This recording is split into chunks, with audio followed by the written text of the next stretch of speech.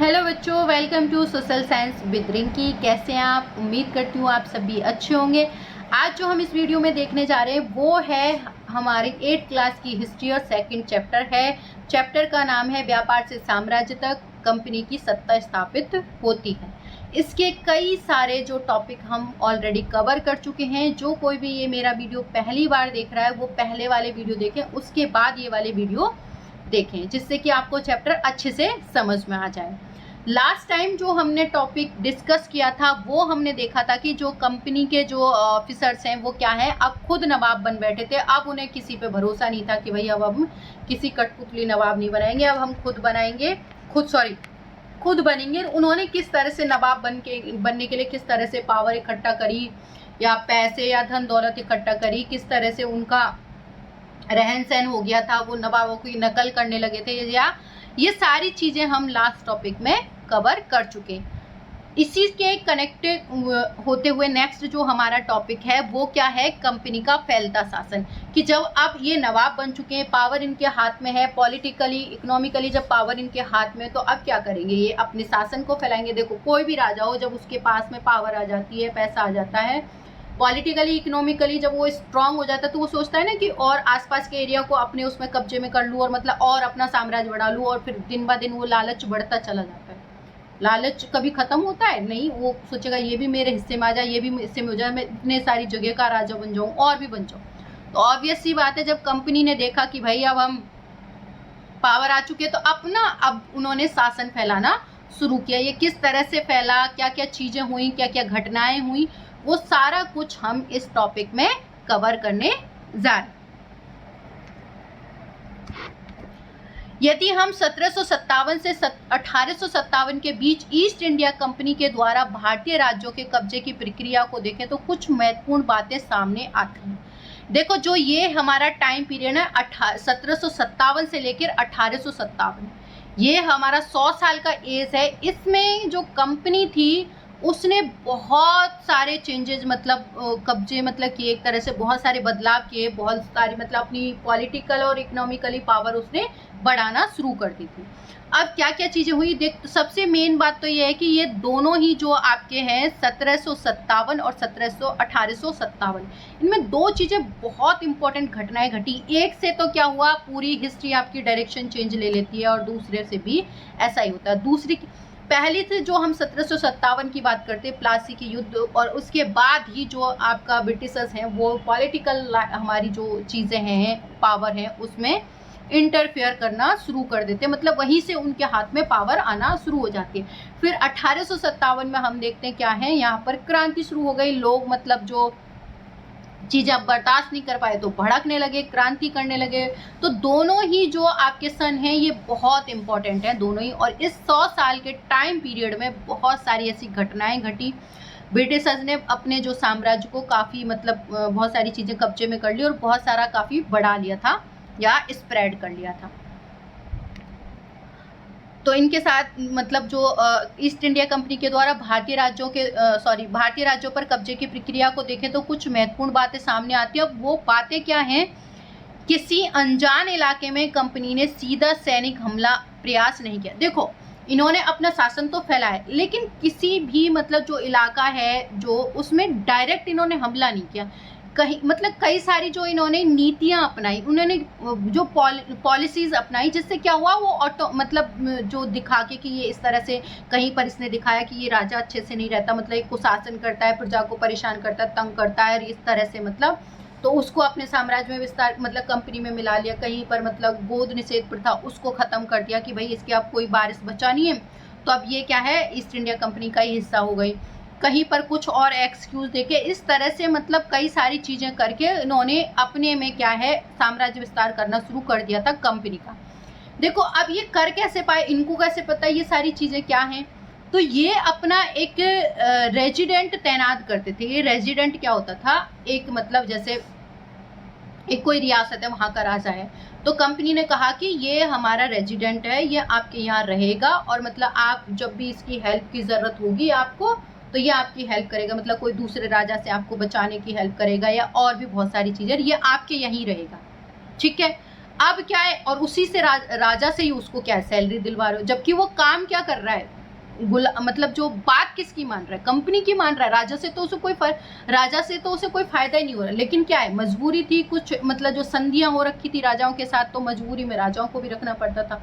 अब आप सोचो, कोई आपके घर में आके बैठ जाए, आप पैसे निगरानी रखे, तो आपको तो बहुत अजीब लगेगा ना कि आपकी सारी प्राइवेसी खत्म हो जाएगी, आप घर के अंदर क्या हो रहा है सारी चीजों से पता लगना शुरू हो जाएगी, तो आपकी कमजोरियां भी पता चलेंगी उन्हें, आपकी जो स्ट्रेंथ है, ताकत भी पता चलेगी, दोनों चीजें पता चल जाएंगी, और फिर मैं अपना जो भी है दुश्मन है उसको बता सकती हूँ वो सारी चीजें।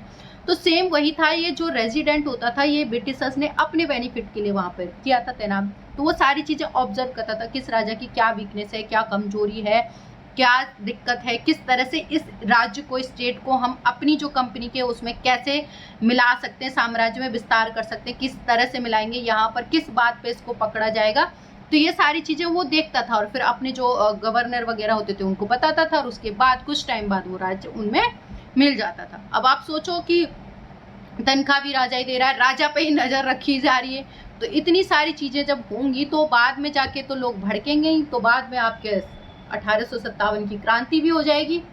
वापस से आ जाते हैं, तो ये मतलब इन्होंने डायरेक्ट हमला तो नहीं किया, इस तरह से हरकतें करके और अपने साम्राज्य इन्होंने विस्तार करना शुरू किया। ऐसा नहीं था लड़ाइयाँ नहीं लड़ी, लड़ाइयाँ हुई थी, लेकिन मतलब बहुत ज्यादा मतलब उन्होंने डायरेक्ट मतलब सैनिक हमला नहीं किया था। उसने किसी भी भारतीय रियासत का अधिग्रहण मतलब अपने कंट्रोल में करना, मतलब एक तरह से अपने कब्जे में करना, कब्जा करना एक अच्छा बेस्ट मतलब इसके लिए टर्म है। तो पिछले विभिन्न राजनीतिक, आर्थिक और कूटनीतिक साधनों का इस्तेमाल किया था। इसको अंडरलाइन भी कर लेना आप यहाँ से, कि जो ब्रिटिशर्स थे उन्होंने डायरेक्ट जो भारतीय उन पर हमला तो किया नहीं, लेकिन जो भारतीय रियासतें थी उनको अपने मतलब उनमें मिलाने के लिए उन्होंने कुछ पॉलिटिकल मतलब चीजें की थी, कुछ इकोनॉमिकली और कुछ कूटनीतिक मतलब कूटनीतिक ना चालाकी से, तो कुछ चालाकियों से हत्याएं थी। अब ये क्या क्या चीजें थी, कौन कौन सी मतलब जो इन्होंने स्टार्ट की थी जिस वजह से ये सारी चीजें हुई, वो हम नेक्स्ट टॉपिक में पढ़ेंगे, अभी हम ये कवर कर लेते हैं।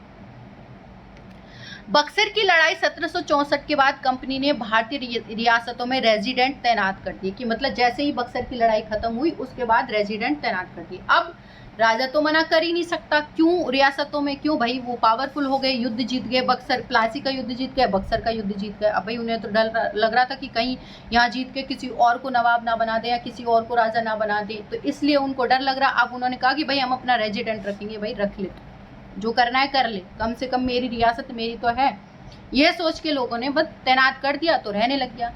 ये कंपनी के राजनीतिक, अब ये जो रेजिडेंट हैं वो कौन होते थे, कंपनी के राजनीतिक और व्यावसायिक प्रतिनिधित्व होते थे, मतलब इनके क्या है, जो इनके राजनीतिक और व्यावसायिक क्या है प्रतिनिधित्व होते थे, रिप्रेजेंटेटिव होते थे, मतलब ये कंपनी को रिप्रेजेंट करते थे। उनका काम कंपनी के हितों की रक्षा करना और उन्हें आगे बढ़ाना, बस उनका तो एक ही काम था कि भाई कंपनी के हितों की रक्षा करो और उसको आगे बढ़ाओ, यही उनको सिखाया जाता था। रेजिडेंट के माध्यम से कंपनी के अधिकारी, मतलब जो रेजिडेंट तैनात किया जाता था उसके माध्यम से जो कंपनी के अधिकारी वो क्या करते थे, भारतीय राज्यों के भीतरी मामलों में भी क्या है दखल देने लग गए थे, इंटरफेयर करने लग गए थे कि भाई ये चीज गलत हो रही है, इस तरह से नहीं, इस तरह से होनी चाहिए, ये हो रहा है, तो वो ना चाहते हुए भी उनका मतलब बर्दाश्त कर रहे थे राजा वगैरह इंटरफेरेंस, और वो करते जा रहे थे, उनकी तो मजबूरी थी भाई, कुछ कह नहीं सकते। अगला राजा कौन, यहाँ तक कि मतलब ये भी डिसाइड करने लगे कि अगला राजा कौन होगा, किस पद पर किसको बिठाया जाएगा, इस तरह की चीजें भी कंपनी के अफसर क्या है अब तय करने लगे। अब जब फिर राजा का क्या रह जाएगा, जब कंपनी ही मतलब ये डिसाइड करना शुरू कर देगी, कंपनी के अफसर ये तय करना शुरू कर देंगे कि कौन राजा बनेगा, कौन गद्दी पे बैठेगा, कौन किस पद पे बैठेगा, कौन सा काम किसको दिया जाएगा, ये सारा कौन करने लगे थे, कंपनी के अफसर ही तय करने लगे थे। कई बार कंपनी ने रियासतों पर सहायक संधि थोप दी थी, मतलब जो रियासतें जो होती थी उनसे युद्ध वगैरह होते थे तो वो उन पे क्या है सहायक संधि थोप देते थे, मजबूरी में अब उनको माननी पड़ती थी कि या तो भाई तुम युद्ध करो, युद्ध में हार जाओ, सारा राज्य हमारे नाम कर दो, या फिर तुम संधि कर लो, हमसे समझौता ही कर लो। जो रियासत इस बंदोबस्त को मान लेती थी उसे अपनी स्वतंत्र सेना रखने का अधिकार नहीं था, जो मतलब उनसे संधि कर लेती थी, सहायक संधि हो जाती थी, तो वो रियासत क्या है अपना मतलब क्या है इस पर बंदोबस्त को मान लेती थी, मतलब जो अरेंजमेंट होता था उसको मान लेती थी, और अपनी जो स्वतंत्र सेना है उसे रखने का अब उन्हें क्या अधिकार नहीं होता था कि अब आप अपनी जो एक स्वतंत्र सेना नहीं रख सकते, सॉरी नहीं रखता था, वो कंपनी की तरफ से। अब जो सेना है वो कहाँ से, कंपनी की तरफ से। वो कहती थी कि अब आप हमारे कंट्रोल में हैं, राजा के मतलब आपकी रियासत अब हमारे उसमें देख रेख में, हम आपकी रक्षा करेंगे, दूसरे राजा से भी, मतलब ये हमारी जो आर्मी है वो आपकी सुरक्षा करेगी। जो कंपनी की तरफ से उन्हें सुरक्षा मिलती थी, और सहायक सेना के रखरखाव के लिए। अब जब तुम्हारी हेल्प के लिए रख रहे हैं तो ऑब्वियस ही बात है, वो कहते थे कि तुम पे करोगे, तो राजाओं से उनसे पे करवाते थे। अब आप देख रहे हो उनकी चालाकी, उन पे निगरानी भी कर रहे हो तुम, मतलब तुम राजा मतलब मजबूरी में मजबूर है, वो तो जो संधि हुई उसके अकॉर्डिंग उसे रखना है जो रेजिडेंट, और मतलब आर्मी रखनी है सुरक्षा के लिए। दूसरा वो उस पर निगरानी भी रख रहा है राजा पे, मतलब उसके कामों में इंटरफेयर भी कर रहा है। दूसरा पैसा भी कौन दे रहा है उनको, अब खुद पे ही निगाह रखने के लिए पैसा खुद को ही देना पड़ रहा है। अब देख रहे हो कितने मतलब हालात ऐसे हो गए थे, तो बाद में ये हालात हैं क्या, एक गुब्बारा बन के फूटेंगे, लास्ट में हम फोड़ देंगे गुब्बारा। अगर भारतीय शासक रकम अदा करने में चूक जाते, मतलब उनको जो रखरखाव के लिए कंपनी को पैसा देते थे कि मतलब मेंटेनेंस की जॉब वगैरह, मतलब जो मतलब उसको सैलरी दी जाती थी, खान पान रहने पीने, अगर इनके लिए पैसे वो देती थी रियासत। अगर जो कोई भारतीय जो शासक होता था वो पैसा मतलब उसकी रकम अदा करने में चूक जाता था, तो उसे जुर्माने के तौर पर अपना इलाका कंपनी के कब्जे में। अब देख लो चालाकी खेल रहे हैं कि या तो तुम उन्हें पैसे दो, और अगर तुम पैसे नहीं चुका पाते हो, टाइम पे अदा नहीं कर पाते हो, ये उनकी सैलरी वगैरह नहीं दे पाते हो, तो तुम्हारा जो एरिया है पूरा जुर्माने के तौर पे हमारे उसमें कब्जे में आ जाएगा। उदाहरण के लिए, जब इसको अंडरलाइन जरूर कर लेना, उदाहरण वाला जो है, रिचर्ड बेलिजली द्वारा जब रिचर्ड बेलिजली को गवर्नर जनरल बनाया गया था 1798 से 1805 की बात है। उस समय अवध के नवाब को 1801 में अपना आधा इलाका कंपनी को सौंपने के लिए मजबूर किया, क्योंकि नवाब सहायक सेना के लिए पैसे अदा करने में चूक गया। देखो जो अवध है, अवध को 2 बार में क्या है उसमें मिलाया गया था कंपनी में। क्यों? क्योंकि जो पहला हिस्सा तो उसने कब दे दिया, जो जब रिचर्ड बेलिजली गवर्नर जनरल था 1798 से लेकर 1805 के बीच की बात है। तो उस टाइम क्या हुआ, जो अवध के नवाब थे उनको मतलब जब वो पैसे अदा नहीं कर पाया था, मतलब सेना के लिए दे नहीं पाया, तो उसने आधा हिस्सा, जो अवध का आधा हिस्सा क्या है उनके कंट्रोल में चला गया। किनके कंट्रोल में? कंपनी के कंट्रोल में। और आधा ये सबसे बाद में मतलब कैप्चर करेगा, आगे आप पढ़ोगे। इसी आधार पर हैदराबाद को भी कई इलाके, और जिस तरह से मतलब अवध को छीना था ना कि भाई तुम्हारे यहाँ पर मतलब जिस तरह से आप पे नहीं कर पा रहे हो इसलिए आपका आधा हिस्सा हमारा हो गया, और इसी तरह से जो इसी के आधार पर जो हैदराबाद के कई इलाके वो भी इसी तरह से उन्होंने छीन लिए थे। यहाँ आप एक पिक्चर देख रहे हो, ये आपका है जो मैंने आपसे कहा था ना कि जो आपके नवाब आएंगे, मतलब सुजाउद्दौला भी, मतलब सुजाउद्दौला भी, मतलब सियाउद्दौला जो हमने लास्ट टाइम पढ़ा था, मैंने एक नाम और लिया था, सुजाउद्दौला भी आएंगे। तो ये उस टाइम की है, अपने बेटे और ब्रिटिश जो रेजिडेंट हैं उनके साथ खड़े हुए हैं, ये ब्रिटिश रेजिडेंट होंगे ये वाले, और अपने बेटे और किसके साथ खड़े हुए हैं, नवाब सुजाउद्दौला। ठीक है, ये पिक्चर देख लो, ये आपके ब्रिटिश रेजिडेंट हो गए होंगे, इनके बच्चे वगैरह ये रहे होंगे। ठीक है, तो ये उनके साथ खड़े हुए हैं। ये जो चित्र है वो टीली कैटल द्वारा बनाया गया चित्र है। बक्सर की लड़ाई के बाद मतलब जो हुई संधि, मतलब बक्सर की लड़ाई के बाद जो संधि हुई थी किसके, सुजाउद्दौला के बीच, के फलस्वरूप नवाब सुजाउद्दौला के ज़्यादातर अधिकार क्या है, छीन लिए गए, मतलब जो भी अधिकार थे वो छीन लिए गए। लेकिन यह यहाँ वह रेजिडेंट के सामने अपनी जो चिरपरिचित जो सहाय शान शौकत को दिखाते हुए दिखा रखेगी।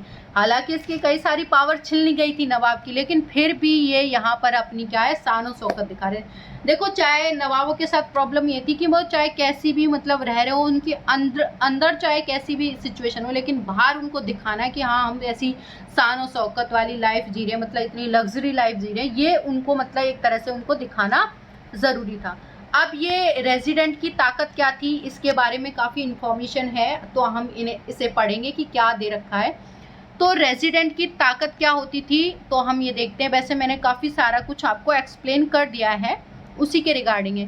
कंपनी द्वारा नियुक्त किए गए रेजिडेंट के बारे में स्कॉटलैंड के प्रसिद्ध अर्थशास्त्री राजनीतिक जेम्स मिल ने यह कहा है कि जो स्कॉटलैंड के एक जो अर्थशास्त्री थे या राजनीतिक दार्शनिक जिन्हें कहा जाता है वो थे, वो क्या कहते हैं कि ये रेजिडेंट कौन होते थे। तो दरअसल रेजिडेंट जो रियायत का राजा होता था, मतलब उस रियायत का जो है राजा होता था, हम उसे हस्तक्षेप की मनचाही निषेधाज्ञा मतलब जो निर्देश वगैरह देना एक तरह से, वो के तहत काम करने की छूट देते थे जब तक स्थानीय राजा पूरी तरह अधीनस्थ रहता था। अधीनस्थ मतलब उसके कंट्रोल में एक तरह से या दब्बूपन में। और रेजिडेंट यानी ब्रिटिश सरकार के माफिया का काम करता था, मतलब माफिक काम करता था कि उसके मुताबिक जो वो कहता था वही काम करता था। जो चीज़ें आराम से चलती रही शासन के कामों में रेजिडेंट की दखल अंदाजी के बिना सब कुछ चलता रहा। जब भी कुछ अलग तरह का घटता रहा जब भी राजा कोई ऐसी जो रास्ता अपनाता जिससे ब्रिटिश जो सरकार जो उसे गलत मानती थी, तो क्या है, टकराव हो जाते थे, उथल पुथल होते थे। क्यों, मतलब उन्हें लगता था ना कि ये हमारे मतलब हित में नहीं, उनके हित में नहीं होता था, या कुछ राजा ऐसा स्टैंड ले लेता। अब उसे कंट्रोल देखने के लिए तो है वहाँ पे रेजिडेंट, तो अगर वो ऐसा कोई डिसीजन लेता था तो ब्रिटिश सरकार जिसे गलत लगता था तो उसमें क्या है, टकराव भी हो जाते थे और काफ़ी सारी उथल पुथल भी हो जाती थी।